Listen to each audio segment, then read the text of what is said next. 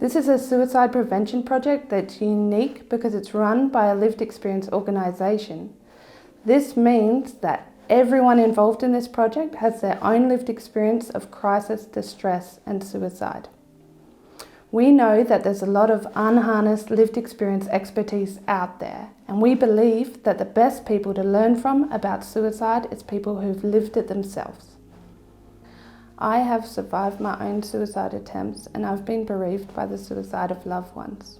I now live with what I call a suicidal part. And what that means is that when I get in distress or things feel really out of control, that a part of me still believes that suicide might be an option.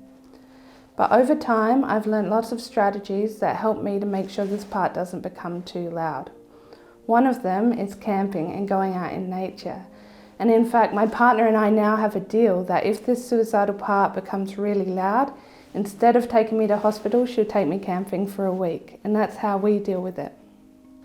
My why for advocacy is to get as many people's voices heard as possible. And this comes from my own lived experience of being in hospital and not really having a say over my treatment or what happened to me, and not really having my voice heard at all. Everyone that works for and is involved with LfLE has their own lived experience of mental health issues or distress. This will be as a consumer, someone who has used services or accessed support, or people who care for and love someone who has had their own experiences. Our purpose is to amplify the voice, influence and leadership of lived experience to drive change. We believe that people with lived experience have wisdom that is vitally important for services and systems and our community to hear.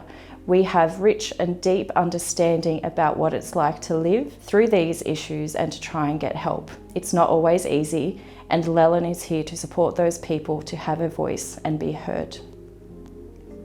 Everything that we do includes other people with lived experience, our community, because whilst our staff have lived experience, it's not enough for us to decide and provide the solutions. There are other people in the community that we draw on so that we can collectively influence change.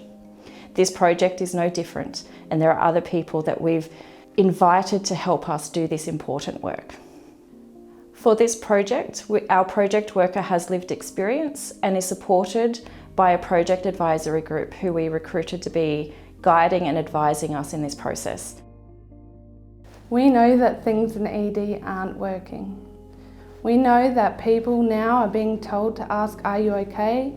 and come out and speak about their mental health, speak about their distress and ask for help. But we also know that the help that's there for them isn't adequate. It isn't meeting their needs, and sometimes it's even harming them.